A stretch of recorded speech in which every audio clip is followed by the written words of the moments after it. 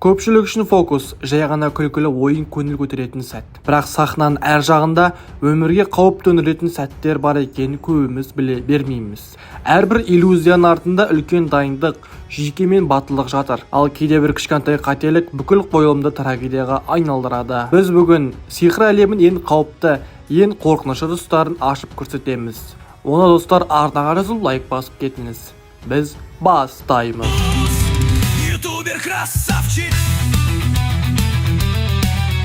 Оқ өтпейтін кеуде. Бұл фокус сиқыр тарихындағы ең қауіптілердің бірі. Сахнада фокусшы көрермендердің көзінше тапаншадан кеудесіне оқ аттырады. Әдетте бұл арнайы жасалған оқ дәрі немесе жасырын амалдар арқылы жасалады. Бірақ тарихта бірнеше рет қателіктер болып, фокусшылар шынайы оқтан қаза тапты. Жылы Лондон сахнасында Чарльз Тейлор есімді фокусшы оқты тоқтатамын деп көрермендер алдында өнер көрсетпек болды. Бірақ арнайы дайындалған оқ орнына нағыз оқ атылып, ол сол жерде көз жұмды. Тағы бір мысалы, 1840 жылдары ақш-та осындай трюк кезінде бір жас фокусшы кеудесіне тиген оқтан қайтыс болған. Бұл трюк әлі күнге дейін әлем бойынша ең қауіпті деп саналады. Сондықтан қазіргі сиқыршылар оны сирек жасайды. Құтқарылу мүмкін емес қорап. Бұл трюкте фокусшыны қорапқа салып, сыртынан ондаған қылыш пен пышақ салады.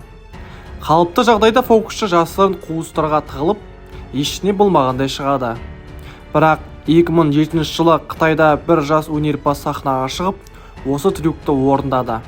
Қорап ішіндегі қозғалыс дұрыс есептелмей, пышақтардың бірі шынымен де оның денесіне қадалды. Залдағы адамдар алғашында мұны фокустың бір бөлігі деп ойлады. Бірақ көп ұзамай жағдайдың шындық екенін түсінгенде көрермендер шошып кеткен. Бұл оқиға сиқыр тарихындағы ең қайғылы сәттердің бірі болып қалды. Суға байлау трюгі. Бұл фокус Гарри Гудиннен бастау алған. Фокусшыны қол аяғын байлап, кісендеп, үлкен аквариумға немесе өзенге тастайды. Ол міндетті түрде қолын босатып судан шығуы тиіс.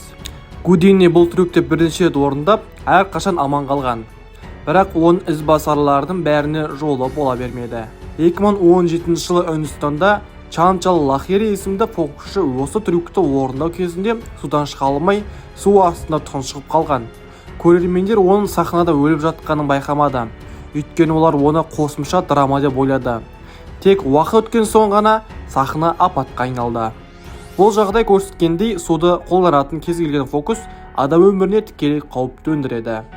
Тақтай арасына кесу. Көрермендерге ең танымал иллюзиялардың бірі адамды екіге кесу. Сахнаға үлкен қорап шығарылады. Фокусшының көмекшісіне ішіне жатады. Содан кейін фокусшы арамен немесе пышақпен қорапты екіге кескендей болады. Шын мәнінде қораптың ішінде қосымша орындар бар. Көмекші жарақат алмайды. Бірақ бір қойылымда есеп дұрыс жасалмағандықтан көмекші шынымен жарақат алады. Бұл жағдайдан кейін біраз уақыт бойы адамды кесу фокусынан орындауға тыйым салынған еді.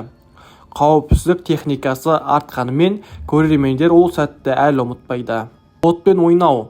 Фокусшылар жиі көрермені таң қалдыру үшін отты қолданады. Жалындап тұрған алауды жұтады, қолмен ұстайды немесе өздерін өртеп алып, кейін аман шығады. Бірақ өрт қауіпсіздік сақталмаса, бір сәтте трагедияға айналуы мүмкін. 1980 жылдары Еуропада бір қойылым кезінде жас фокусшы отты жұтамын деп тамағына қатты күйіп қалған.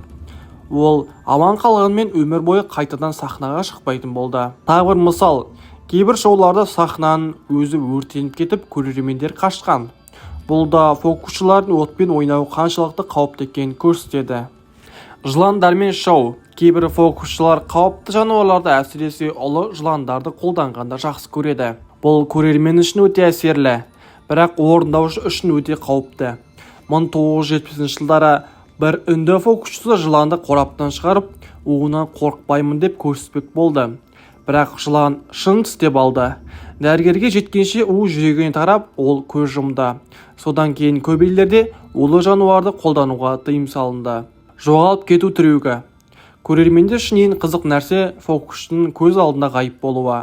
Бірақ бұл үшін арнайы есіктер, лифтілер, тұзақ, еденелер қолданылады. 1984 жылы ақш-та фокусшы сахнадан жоғалып кету керек еді. бірақ жасырын механизм дұрыс істемей ол төмен құлап жарақат алды. Оқиға тікелей эфирде болғандықтан көрермендер шынайы апатқа куә болды. Қылыш жұту. Бұл трюк ең қауіптілердің бірі. Әдетте қылыш өткір болмайды немесе арнайы жасалған. Бірақ орындаушы оны дұрыс жатпаса, өнешін жарақаттап қансырап қалуы мүмкін. 2007 жылы Англияда бір қылыш жұтушы сахнада қатты қан етіп, ауруханаға жеткізілді. Дәрігерлер аман алып қалды, бірақ ол ешқашан қайттан бұл өнерді жасай алмайды. Міне достар, біз бүгін сәтсіз орындалған фокустердің топ 10-ын талқыладық. Көргенде сиқырдың артында тек қана күлкі емес, өмір мен өлімнің арасында тұрған өнер бар. Әрбір фокус орындаушы үшін үлкен тәуекел. Егер видео ұнаса, арнаға жазып пікір қалдырыңыз. Сіз үшін қайсысы ең қорқынышты болды?